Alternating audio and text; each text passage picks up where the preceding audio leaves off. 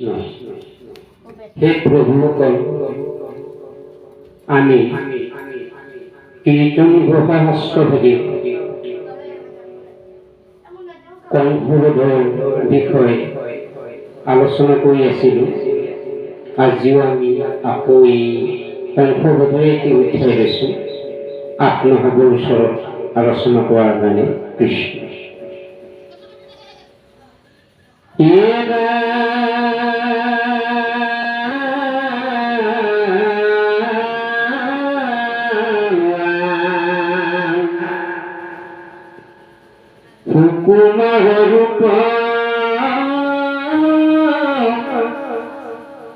দেখিও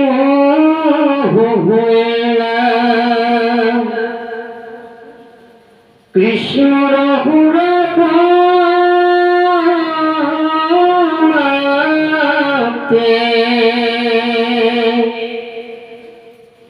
দুভাই শৰীৰ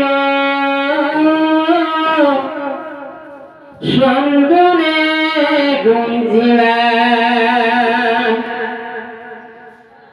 যুবতী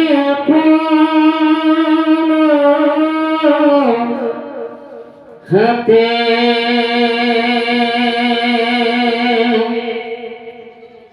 ৰাম ভগবান কৃষ্ণ এই দুজনকে আচলতে বৰ ধুনীয়াকৈ চন্দনৰ ফুট তেওঁলোকৰ শিৰত অৰ্থাৎ কপালত দিয়াৰ কাৰণে চেষ্টা কৰি কৃষ্ণ বলৰামৰ এটা সেৱা বিচাৰি কেৱল এই কুবুজা এইগৰাকী যে কুবুজাকক দেখি কৃষ্ণ বলৰামে ভাবিলে এওঁ কিয় ইমান তেৰাকৈ খোজকাঢ়ি আছে, ইমান কিয় ভাজ লৈ খোজকাঢ়ে। কাষ চাপি ওচৰলৈ আহি দেখা পায়, কিন্তু তেওঁ বিচাৰিছিলে যে তেওঁৰ কাৰ্যকালবিলাক কেনেকুৱা ধৰণৰ, ইমান হালি কিনে চন্দনৰ ফুট কিয় দিব বিচাৰে আৰু চন্দনৰ ফুট কিয় দিয়ে।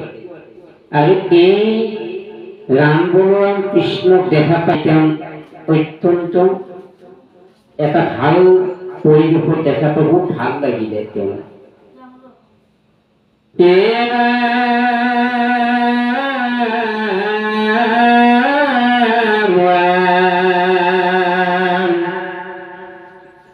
এতেকে প্ৰসন্ন ভৈৰৱ ভগৱন্ত যিটো ভকত গতি কৰিলন্তমতি সিটো কুবুজাক ৰিজু কৰিবা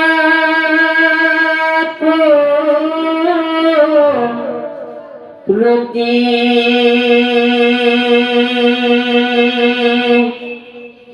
কুবুজাকক দেখি কৃষ্ণ বলৰামে বুজি পাইছিল যে মোৰ পৰম ভক্ত তেওঁ, আৰু এই পৰম ভক্ত মই কেনেকৈ ভাল এটা উদ্দেশ্যৰে ভাল এটা লক্ষ্যৰে তেওঁক কেনেকৈ জীৱনৰ এটা ভাল পৰিচিত কৰিব পাৰোঁ, কৃষ্ণই মনে মনে ভাবিলে। আৰু বলৰামে চাই থাকিল এই দৃশ্যটো, কিন্তু কুবুজাকে ভাবিলে কি কৃষ্ণক যদি বলৰামক যদি মই এভাগী সেৱাৰে ফুট দি যদি মই অকণমান আনন্দিত হ'ব পাৰোঁ, অত্যন্ত মোৰো ভাল লাগিব। কিন্তু এই হাতত লোৱা চন্দনৰ এই পাত্ৰৰে তেওঁ আগুৱাই আহি অত্যন্ত তেওঁ একেধাৰি চকুৰে চাই থাকিল। দেখিবলৈ কিন্তু তেওঁ যে ইমান ভাল লগা পৰিৱেশ এটা দেখিলে কৃষ্ণ বলৰামক দেখি তেওঁ বুজাব নোৱাৰি। এই ইমান ভাল লাগিছে।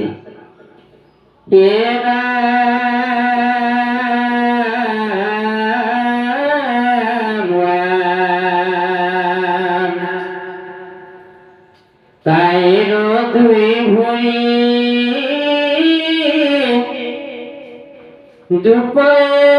দুপজান্তিয়া শিব কত ধৰি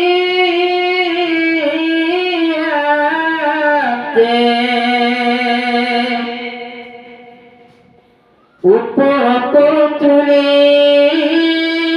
চুমুক দিলন্ত তিনি অনুক নাথে।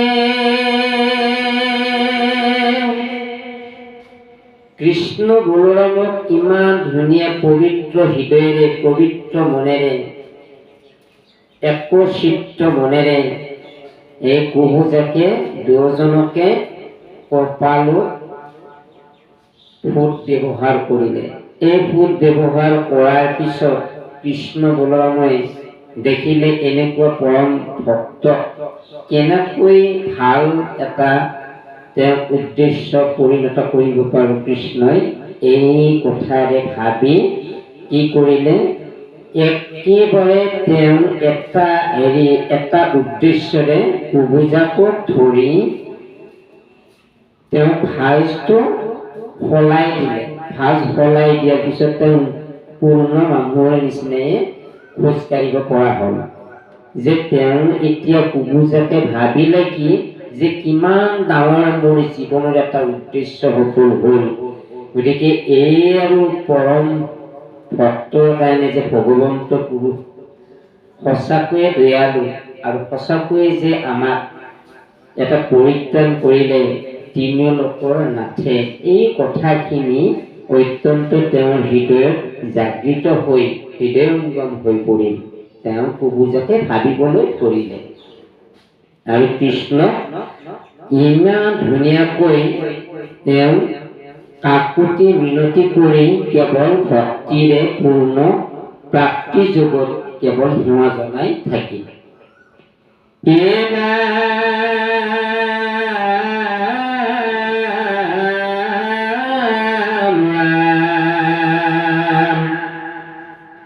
কৃষ্ণ পৰশুনে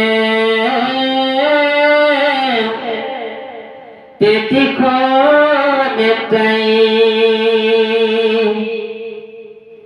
হৈ গল দিব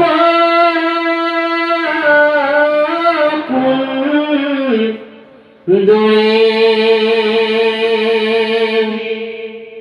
কামতুৰ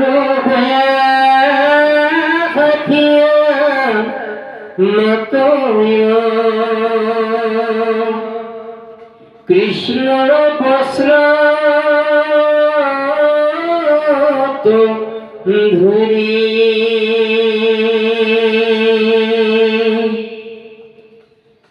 কৃষ্ণ এই দেহৰ যি বস্ত্ৰ পৰিধান কৰিছে অত্যন্ত তেওঁ কুহুজাকে ইমান আনন্দিত হৈ কৃষ্ণৰ এই শৰীৰৰ বস্ত্ৰত ধৰি টানিব ধৰিলে।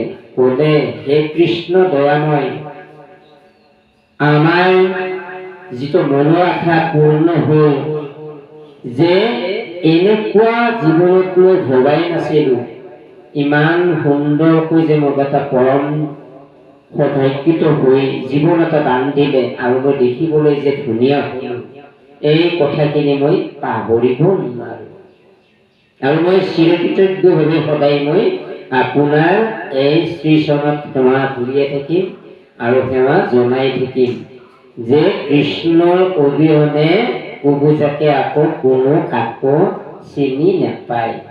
ভগৱন্ত পুৰুষ হিচাপে কেৱল কৃষ্ণ বলৰামকে জানিবলৈ তেওঁ চেষ্টা কৰি কেৱল সেৱা জনাই থাকিল। আৰু চাওক আমি ভকতি ৰাজ্যত আমি সঁচাকৈয়ে শুদ্ধ যেন লাগে, কিন্তু আমাৰ মনবিলাকত যদি কপট ভাৱ থাকে তেতিয়াহ'লে আমাৰ কেতিয়াও শুদ্ধ নহয়।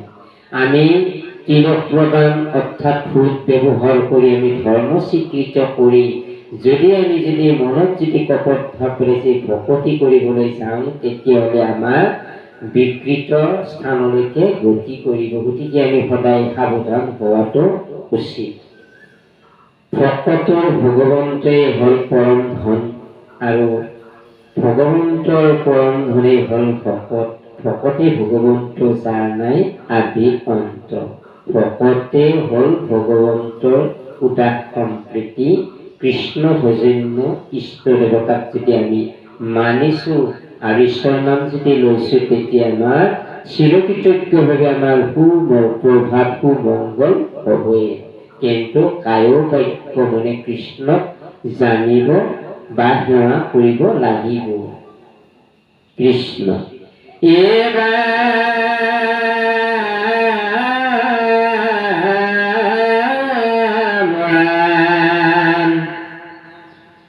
তুমি চিত্তমূল মুথিলা মাধবে এদিবে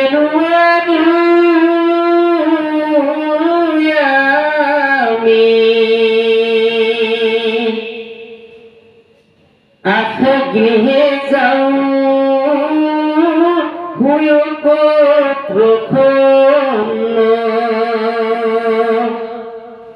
তিনি লোক স্বামী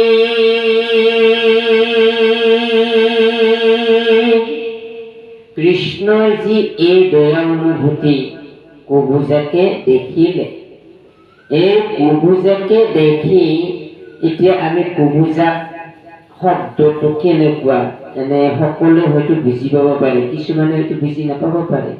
কিন্তু কুবুজাক মানে হৈছে কি যে হালি কিনে খোজ কাঢ়ে সেইটো পূজা বুলি কোৱা হয়। এইটো গুৰুজনে ইয়াতে কি কৰিছে কুবুজাক শব্দটো ব্যৱহাৰ কৰিছে।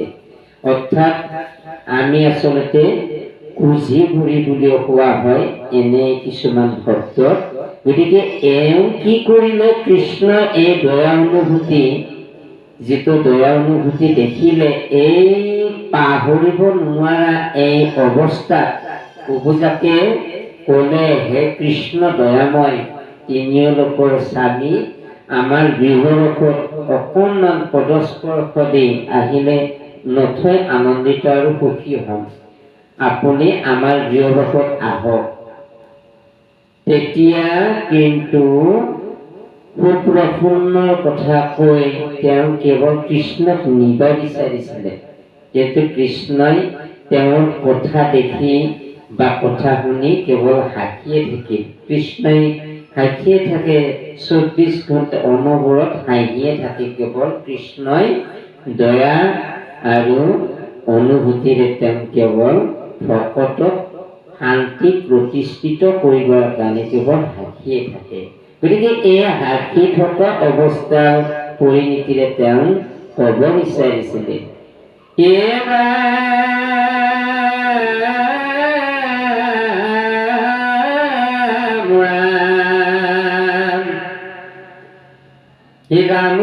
আগত কৃষ্ণৰ বস্তুত ধৰিয়া প্ৰাৰ্থতে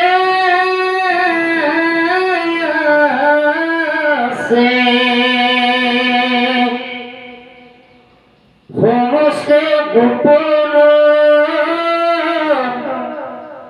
মুখ ছায়া কৰি হাঁহি মাতিল তপাছে। তেতিয়া কৃষ্ণৰ মুখৰ উত্তৰটো নেপাই কুবুজাকে এইবাৰ আকৌ কি কৰিছে বলোৰামৰ গাৰ বস্ত্ৰ টানি হে বলোৰাম অকণমান আপুনিয়ে কৈ দিয়ক কৃষ্ণ যে আমাৰ গৃহবাসত যাব লাগে বুলি আপুনি একবাৰ কৈ দিয়ক। আপোনালোকক সেৱা প্ৰাৰ্থনা জনাইছো।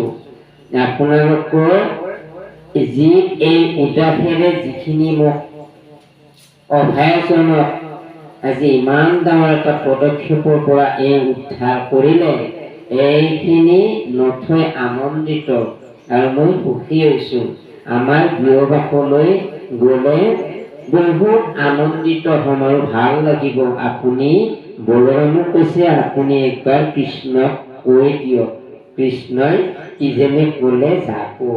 হে প্ৰভুসকল, ভকতৰ কিমান দয়া অনুভূতি, ভগৱন্তৰ কৃষ্ণ কৃপাময় আৰু কেনেকুৱা ভকতৰ কাৰণে আমি কিমান আচলতে ভকতি কৰিছোঁ, তাতে গুণৰ পৰিচয়টো পোৱা যায়। হে প্ৰভুসকল, আমি আকৌ আগৰ পৰ্যায়ত এই বিষয়টোত আলোচনা কৰিম। কৃষ্ণ জয় জগতগুৰু শ্ৰীমন্ত শংকৰ। মই দুৰাচৰণ কেৱলে তোমাৰ পৰা ধীনাৰায়ণ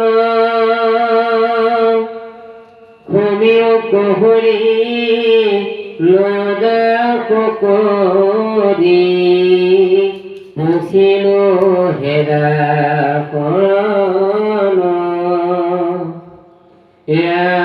পুছিলো হেৰা শৰণ